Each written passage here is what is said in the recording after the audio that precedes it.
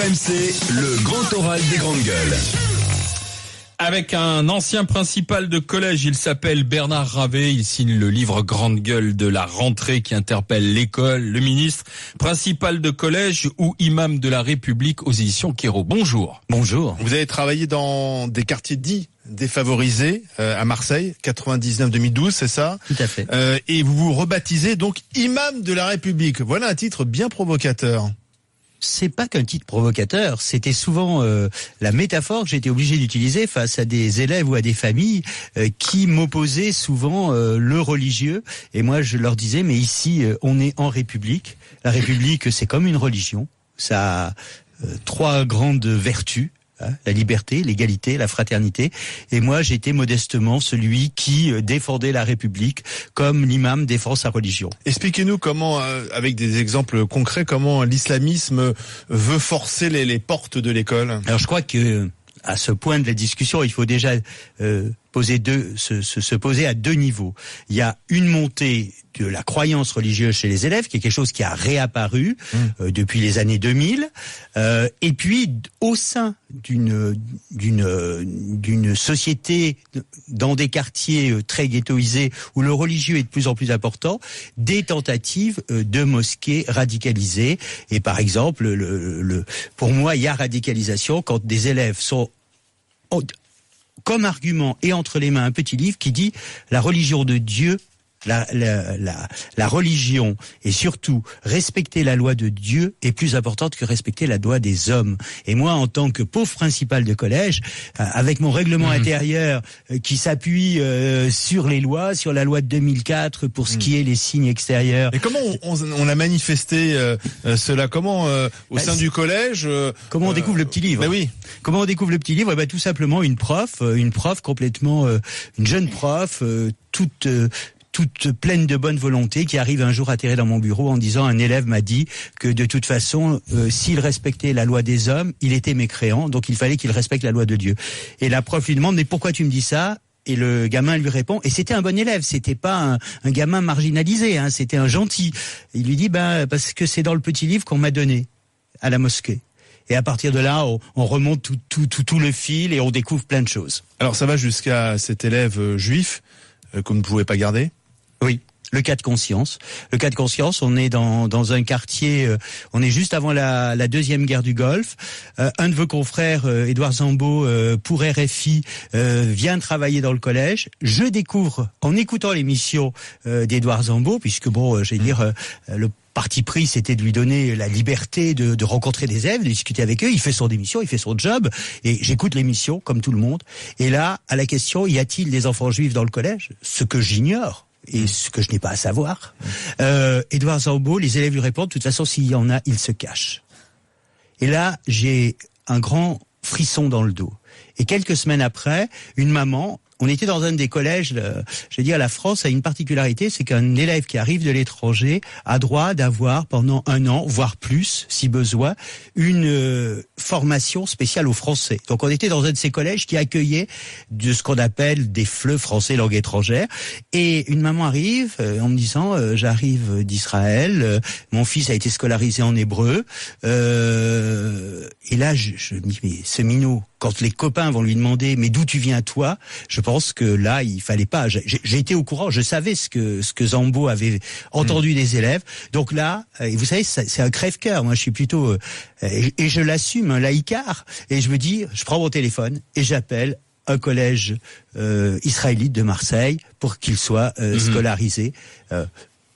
Entre autres, ce qui était aussi intéressant, c'était que si j'avais pas fait ça, je pense que le gamin aurait d'abord souffert un certain nombre de jours. À un moment, il aurait craqué. Et ce que j'ai fait, la maman aurait été obligée de le faire quelques semaines suivantes. Mais c'est quand même dingue, parce que là, c'est un exemple de... C'est renoncer, en fait. C'est un exemple de renoncement et de communautarisme flagrant. Alors, est-ce que c'est du renoncement? En fait. Est-ce que c'est du renoncement? Oui. Si vous voulez, c'est renoncer si je limite mon boulot à être le fonctionnaire qui voit l'institution avant tout. Pour moi, c'est pas renoncer si mon boulot, je le mets comme celui qui doit faire en sorte que tous les élèves réussissent. réussissent. Ouais, mais Et là, vous donnez raison finalement à ceux qui veulent en découdre avec ce gamin. Vous donnez raison à ceux qui disent la loi de la religion est plus importante que la loi de la République. Non, je donne raison à ceux qui disent qu'aujourd'hui, il n'y a pas de mixité sociale. Il faut quand même attendre très longtemps avant qu'un Premier ministre ose parler de ce problème, de cette ghettoisation. Je crois que notre société est en train d'évoluer sur ce problème. C'est Valls qui en a parlé. C'est Valls qui en a On parlé. lui a reproché. Ah, pas du tout. À certains lui ont reproché. À certains, mais certainement pas moi. Les mêmes qui d'ailleurs vous en veulent avec ce livre. J'ai lu, parce que ça fait un petit moment que ce livre circule, en tout cas il y a eu une grosse couverture médiatique, et il y a le syndicat des proviseurs, hein, le premier syndicat des chefs d'établissement qui est ultra majoritaire dans cette profession, qui dénonce votre approche globalisante et contre-productive, qui pourrait laisser à penser, qui dit tout haut ce que la majorité d'entre nous ne pourrait exprimer. Or ce n'est pas le cas. Alors, vous savez, c'est quand j'ai lu ça dans la presse, j'ai été encore en fonction il y a 2 ans et j'étais syndiqué à ce syndicat. Donc, vous savez, il y a une vieille chanson kabyle qui dit « On n'est jamais mieux trahi que par les siens ». C'est un peu ce que j'ai ressenti en lisant ça. Je crois que cette réaction, j'ai pas envie de polémiquer, mais ça m'a fait mal. Ça m'a fait mal parce qu'elle était construite sur des gens qui n'ont pas lu le livre. Dans le livre, il y a tout un chapitre qui montre comment 3 chefs d'établissement du centre-ville essayent de monter des stratégies pour éviter que les gamins soient violents entre eux. Alors bon, est-ce que c'est pas symbolique de l'école, de l'institution qui ne veut pas voir le problème? Je pense que c'est tout à fait symbolique de ce que dénonce un philosophe de l'éducation qui est François Dubé, qui parle de l'hypocrisie scolaire. Et oui, je pense que en me reniant quelque part, on nie la réalité. Alors concrètement, si on rentre dans les exemples, ça veut dire quoi? Ça veut dire que cette loi de Dieu empêche qu'en sciences, en SVT, sciences et vie de la Terre, on parle en fait d'autre chose que de la création divine pour un homme. Est-ce que ça veut dire aussi que les filles ne font pas de sport? Comment ça se passe à la cantine? Et qu'est-ce qui se passe aussi pendant le Ramadan, par exemple? Est-ce que vous pouvez nous expliquer un peu ce qui se passait chez vous? Alors, je pense qu'on est bien clair. Hein. Moi, je fais une différence entre le fait que de plus en plus d'élèves deviennent croyants. Et oui, ça, je le respecte tout à fait. Hein. Mais ils n'ont pas à l'amener dans l'enceinte du collège. La grosse difficulté, c'est que nous sommes dans une conception née de 1905, qui est que la religion est de la sphère du privé. Et c'est pas évident. Et ça, je pense qu'on a notre mea culpa en tant que système de l'éducation nationale. Je veux dire, jusque dans les années 2000, on n'avait plus d'opposition du religieux. Les familles très religieuses catholiques ou mettaient leurs enfants dans des écoles privées religieuses, et les profs n'avaient plus à se confronter à cette situation. Et puis petit à petit, parce qu'on est dans des quartiers où il y a une réislamisation, mais le mot islam pris au sens global, pas seulement islamisme. À partir de ce moment-là, on a des élèves qui, mais de leur bonne foi, ont des références religieuses, et nous devons en faire mais c'est des références religieuses plutôt radicales. Voilà, ça veut dire qu'ils se tournent vers la radicalité de leur religion. Ça veut dire que les filles ne vont pas à la piscine. Ça veut dire non mais moi concrètement, alors, voilà, certaines choses qu'on a choix. Concrètement, je suis obligé, par exemple, à un certain moment, de déclarer que les élèves qui font le Ramadan, à un moment, on accueillait les élèves dans des salles de permanence.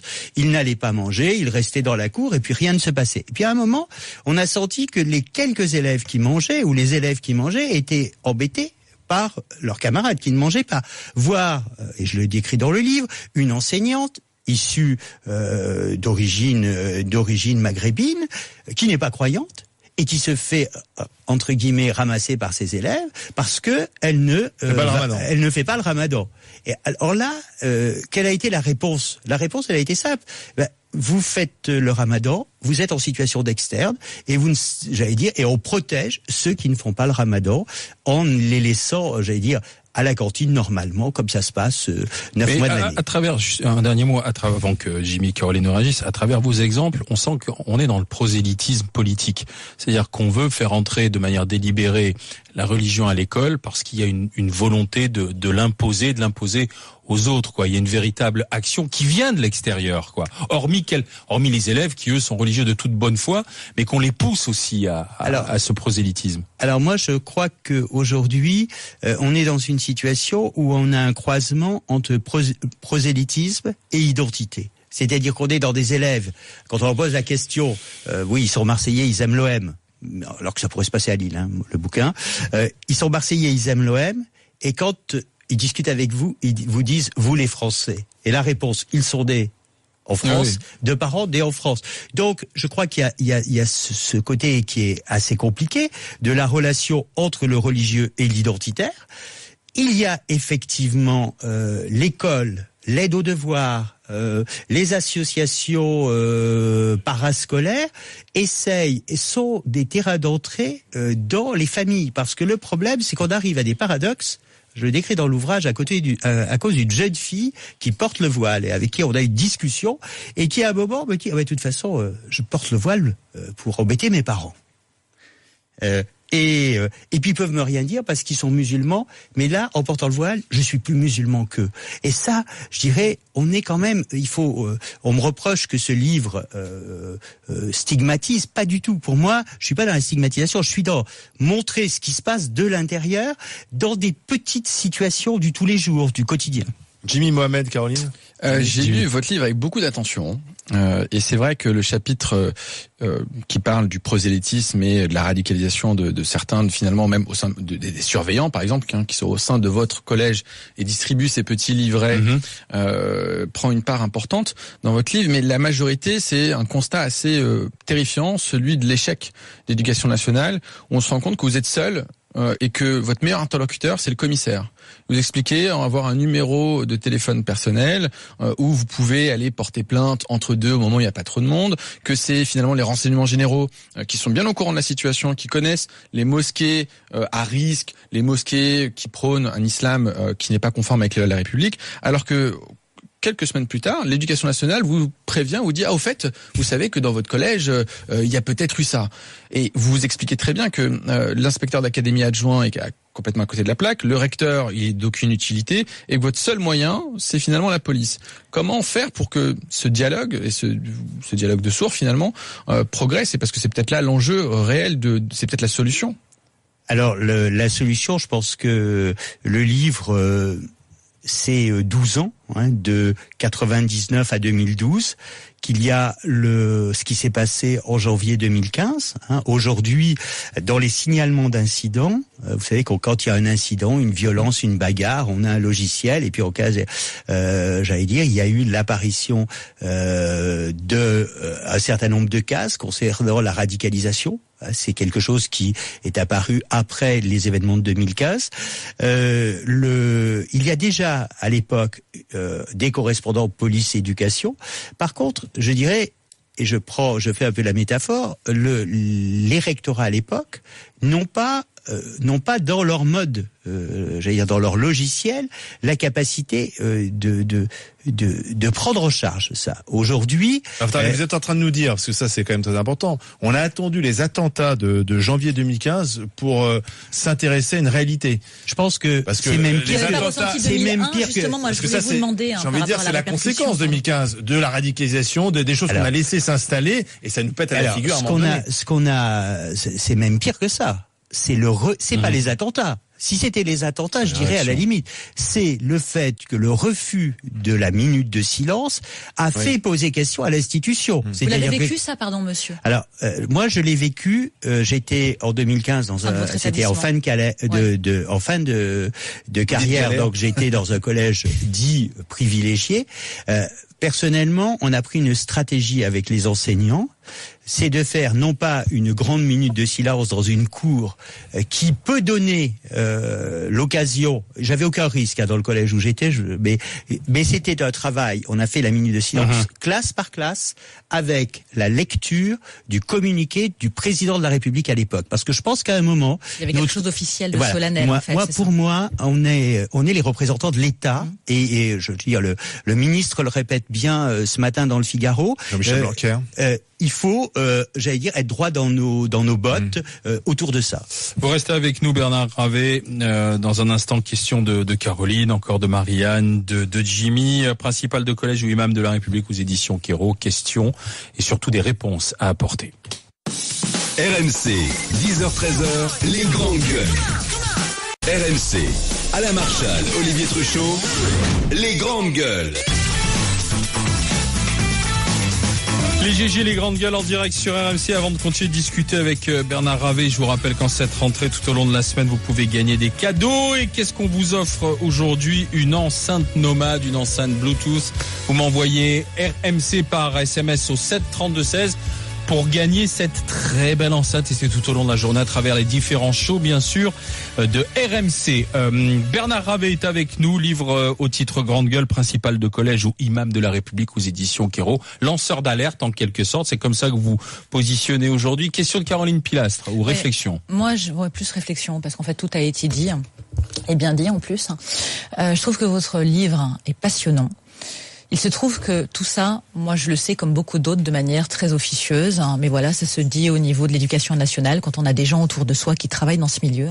Moi, ce qui me sidère, et j'aimerais que vous me disiez si vous avez pu calculer, enfin plus exactement chiffrer le nombre de personnes qui faisaient de la propagande au sein de l'éducation nationale, parce que vous parlez beaucoup dans votre livre d'un éducateur que vous appréciez, qui était quelqu'un d'intelligent, qui s'intégrait très bien au sein des élèves et qui avait justement ce rapport direct à la mosquée radicalisée, puisque c'est lui aussi qui transmettait le fameux petit bouquin sur la charia. Est-ce qu'à part lui, vous avez constaté qu'il y avait d'autres personnes au niveau strat de l'établissement? Parce que l'entrisme se fait également par le biais d'éducateurs, d'enseignants. Voilà. Alors, par le biais d'enseignants, j'ose espérer que non, parce que là, franchement, on pourrait vraiment se poser la question au sein du ministère, que le milieu associatif, le milieu de l'aide aux devoirs, le milieu du soutien aux familles, du soutien social, oui, je dirais, c'est pas, on découvre pas les choses. Moi, je trouve assez inquiétant quand dans une des interviews de mes collègues qui remettent un peu en cause l'ouvrage, il y a un des collègues qui dit « Oh, mais on a tous eu des surveillants prosélytes ». Alors, et qu'est-ce qui se passe? Vous remontiez l'information? Mais on remonte l'information, mais après... Et en plus, vous racontez bien que justement, ce surveillant, vous le signalez, vous dites « Ah, mais attendez, il a 6 ans de contrat ».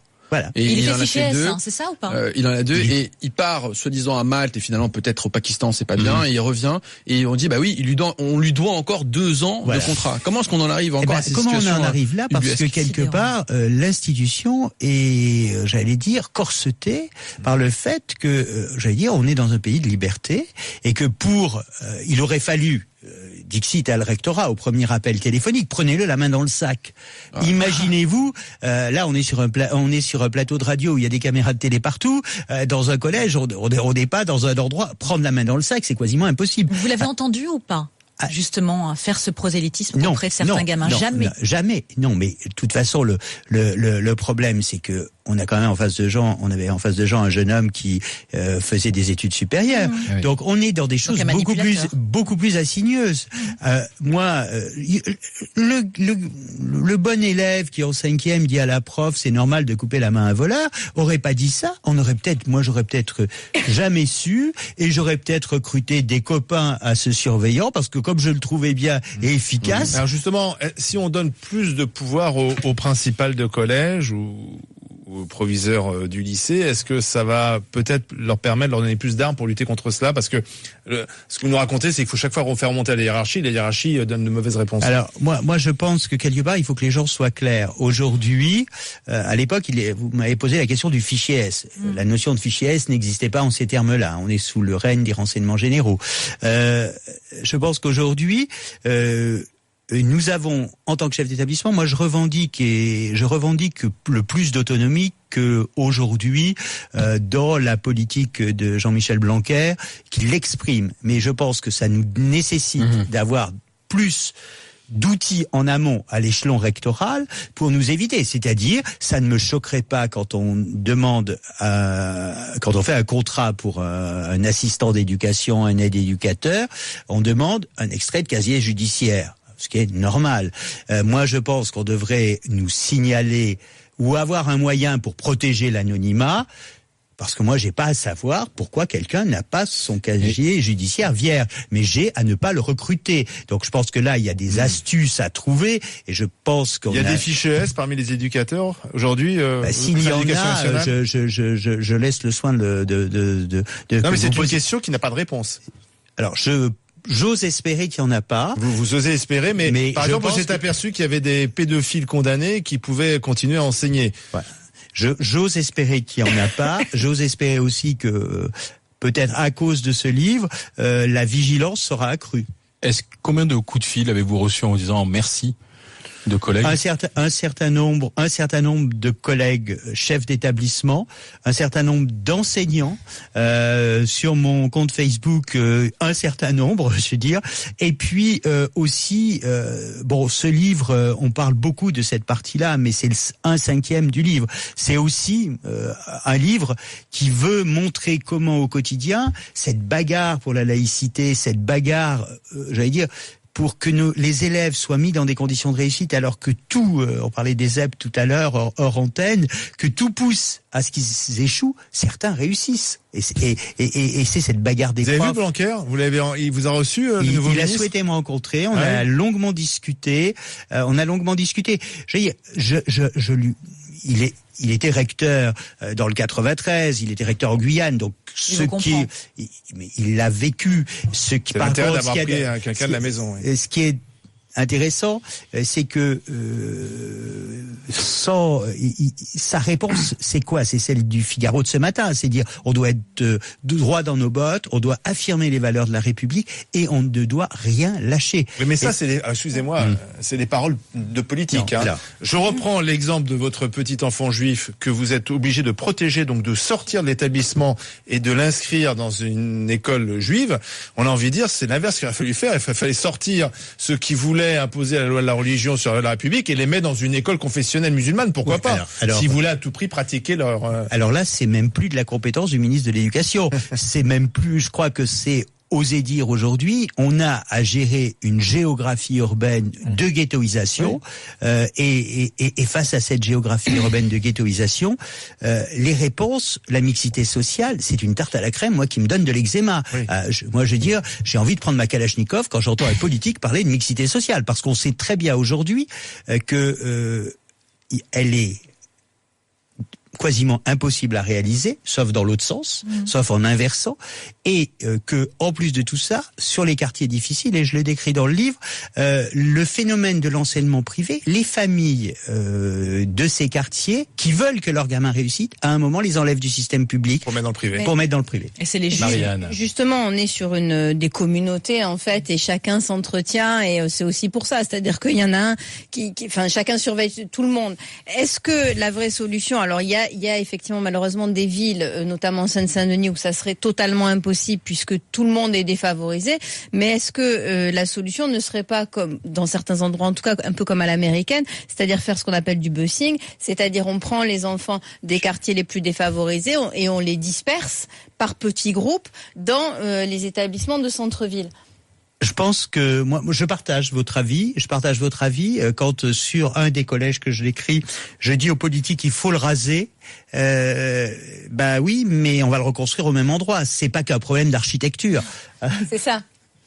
Donc est-ce que justement, et alors moi parce que c'est ce qu'on voit aussi, les gens se mélangent plus, c'est bien ça le problème aussi, c'est-à-dire que les gamins, s'ils avaient non pas un juif dans l'établissement, mais s'ils étaient eux-mêmes à la limite la minorité de l'établissement et avec autour d'eux des chrétiens, des juifs, etc., ils verraient les juifs autrement aussi. C'est-à-dire que le problème que vous avez eu aussi sur cet antisémitisme évident, c'était aussi qu'il était tout seul. On peut pas l'imposer, la mixité sociale. On a Najat Vallaud-Belkacem, c'est un peu une idée qui tourne dans certains milieux de gauche, voulait l'imposer en expliquant on va mettre les enfants en gros des beaux quartiers dans les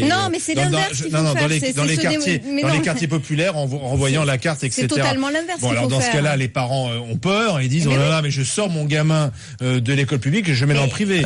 Alors moi là je sors un peu mon cadeau, c'est de dire et pourquoi ne pas dire si on dis que c'est un grand combat national, de dire cette mixité sociale.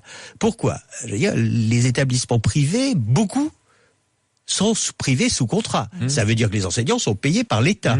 C'est-à-dire que quelque part, par-delà les programmes, ils doivent participer à cette démarche nationale de l'éducation nationale. Ils se doivent de respecter les programmes et tout. Pourquoi ne pas imposer quand on sait qu'on a des élèves. Alors je ne parle pas en termes d'ethnie, qu'on soit bien clair, et d'origine. Je le parle en termes de difficultés scolaires. Pourquoi dire à un moment mettre 80% d'enfants en difficulté scolaire, 50% d'enfants en difficulté scolaire dans un secteur et que certains établissements privés se retrouvent avec de l'argent de l'État à gérer des enfants privilégiés où il y a. Non, mais là vous remettez en cause parce que il y a une démarche volontaire d'aller dans le privé. Vous savez, il y a des enfants en difficulté qui sont dans le privé. C'est pas que des enfants qui réussissent. D'accord avec mais vous. Pourquoi les parents font ce choix ? Parce que déjà, ce sont les parents qui s'intéressent à leurs enfants. C'est peut-être pas toujours le cas dans le public et qui veulent que cet enfant en difficulté s'en sorte. Et ils pensent que dans le privé, ils auront une meilleure réponse. Moi, vous avez donné l'impression que dans le privé, il y a que des bons élèves et finalement, les mauvais sont dans le public. Non, ce que je dis, c'est qu'aujourd'hui, sur des collèges, on parlait de busing, on parlait aussi. Le busing, c'est les élèves des quartiers populaires qui vont dans les quartiers. C'est pas l'inverse. C'est ça. Mais je dis, l'effort de busing, si on la met en place, doit être tout type d'établissement confondu. C'est-à-dire à partir du moment où un établissement, alors je vais dire après les indicateurs, c'est des choix, mais par exemple l'indicateur de réussite pour les collégiens au brevet ou les évaluations, vous savez que la problématique des évaluations fait toujours question, le pour, le contre. Moi, personnellement, je pense que avoir des évaluations nationales permettent d'avoir une photographie précise des difficultés d'un établissement. Donc moi, je suis pour les évaluations. Vous êtes pour les évaluations. Jean-Michel Blanquer a évoqué dans une interview, c'est dans l'Obs, je crois, le fait que peut-être les chefs d'établissement puissent un jour recruter eux-mêmes leurs professeurs. Vous y êtes favorable ? Oui. Non déplaise à certains. Ça, c'est la ligne rouge absolue, ça. Ça, c'est la ligne rouge absolue, mais j'allais dire, moi, à un moment donné, je pense que certains enseignants ont une dimension, une envie d'enseigner dans ce type d'établissement et que il faut qu'on favorise ça. Il faut que les stratégies ministérielles soient pour que. Alors, je sais que les syndicats d'enseignants réagissent très mal quand on dit. Moi, je vais jusqu'à dire, il faut un corps spécialisé. Je vous embête un peu là en face, mais je dis. Vous êtes médecin urgentiste, j'allais dire, vous n'êtes pas dermatologue, et c'est ce que je disais souvent à un de mes meilleurs copains. Alors c'est dans le bouquin, un de mes meilleurs copains responsable de l'IUFM, en lui disant. Tu me fournis de magnifiques dermatologues, et moi j'ai besoin de médecins du SAMU. Et là, je crois qu'à un moment, c'est vraiment de se dire, il y a une posture, parce que la posture, elle est où ? C'est un enseignant, c'est d'abord quelqu'un qui est là pour transmettre des savoirs, et c'est ces savoirs-là qui priment sur tout le reste. Dans ces quartiers, il y a autre chose. Pour pouvoir transmettre ces savoirs, il faut être capable de créer un lien avec les élèves. Particulière. Moi, Merci d'avoir été avec nous, Bernard Ravet, principal de Collège Imam de la République. C'est à lire, c'est aux éditions Kéro. Merci d'avoir passé le grand oral DGG, Bernard Ravet.